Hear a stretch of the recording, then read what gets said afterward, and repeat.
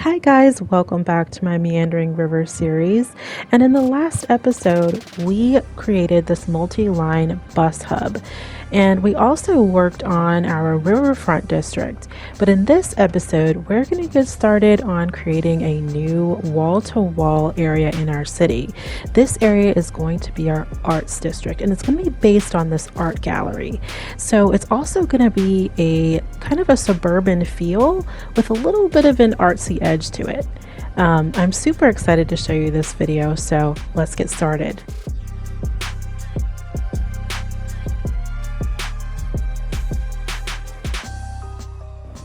So I'm starting off the build a little bit differently because I already have my road layout for this new neighborhood going, and I apologize because I accidentally deleted a video file that would have had all of this in the video so you can see how I laid it out.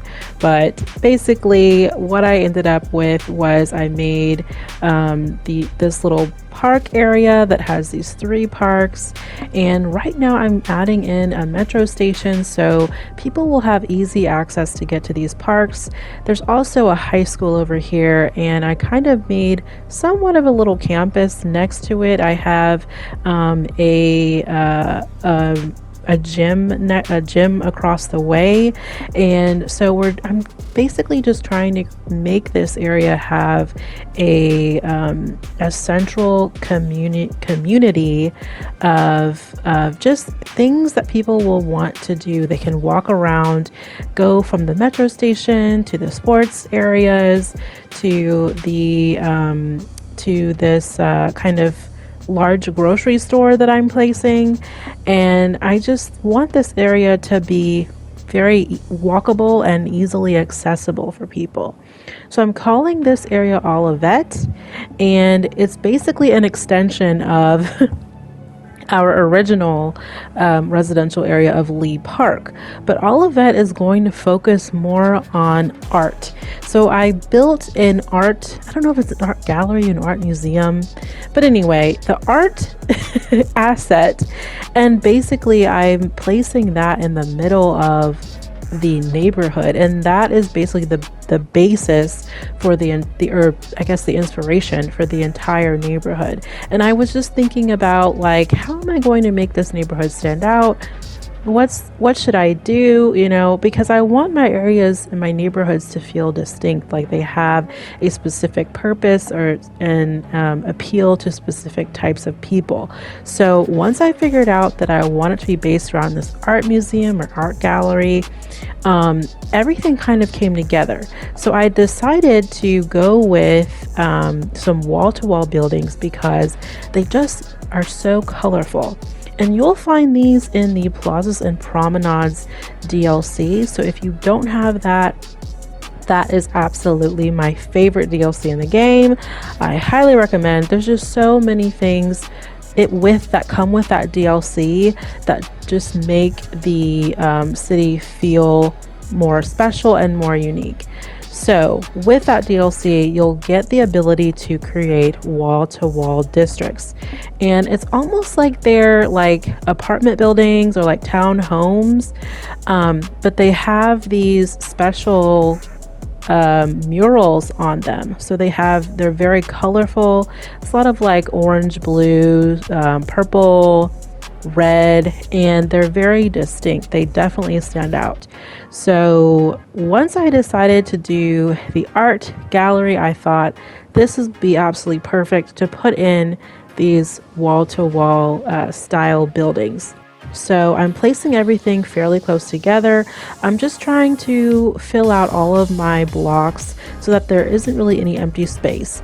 And in between, I'm going to be placing down a plaza and that'll just kind of act as kind of a separator between some of my wall-to-wall area and then like my kind of regular area for residential.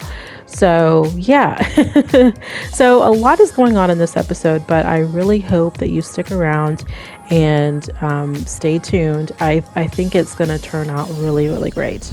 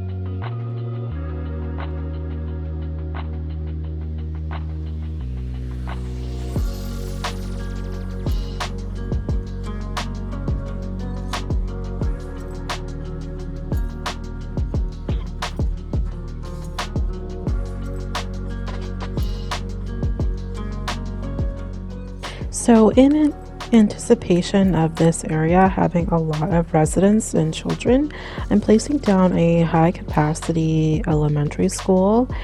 And I'll be honest, this is not my favorite building. It's kind of bulky looking, but it does match my wall to wall buildings. I think that's a high capacity elementary school. Now I'm pretty sure that's the elementary school.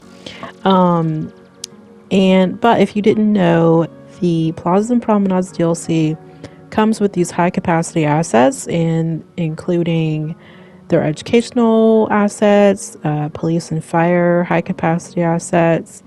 I think there's a hospital, and there's also a high capacity university that you can have 10,000 students there.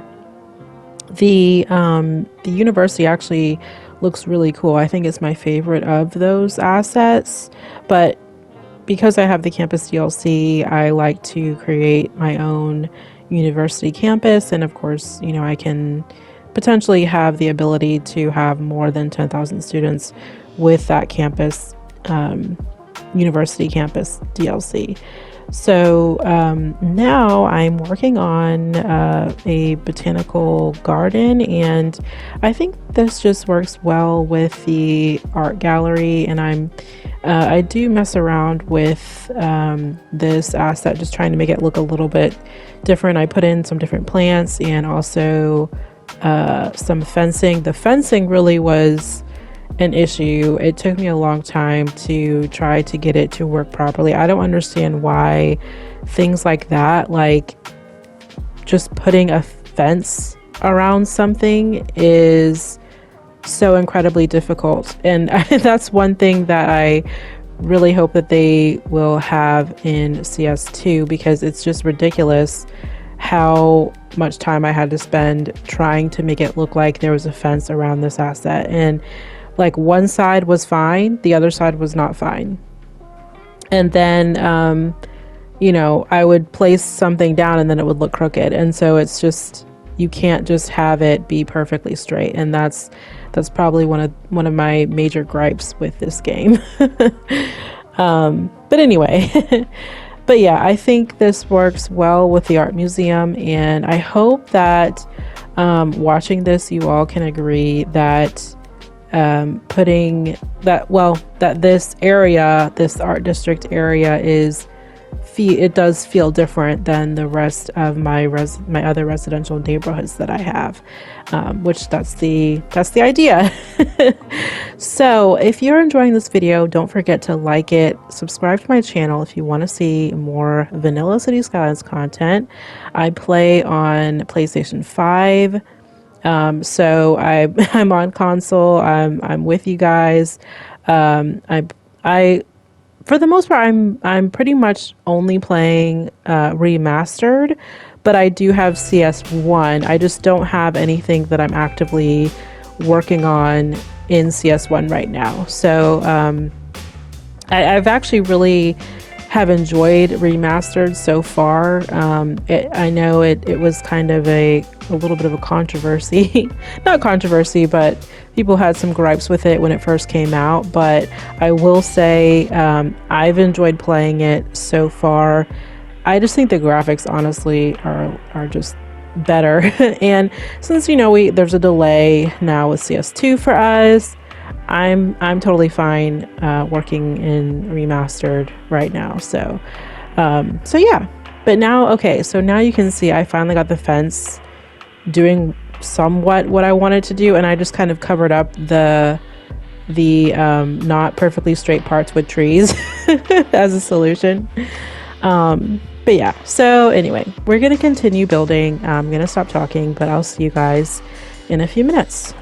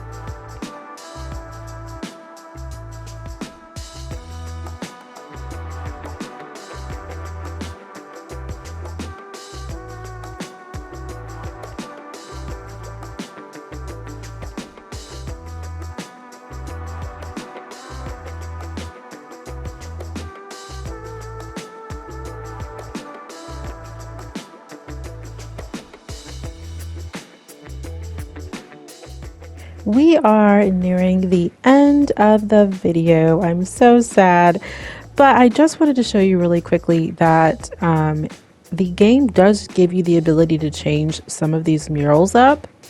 I don't think this was something that was always here. I feel like this was part of an update because I don't ever remember being able to change these variations. And you can see here, like some buildings don't change at all, but other ones you can change what the mural looks like on the side, which I think is kind of cool. Just, you know, if you're interested in that sort of feature. But yeah, I really think that this area has turned out really well. There are a couple of things, you know, that I could probably fix. I do have some empty space over here near the school, and I'm probably going to be adding in another high capacity building. But I'm going to end the video with a couple of shots so you can see what's been done. But let me know what you think. Leave me a comment. I'd love to hear from you. And as always, take care. Thanks so much for watching, and I'll see you guys next time.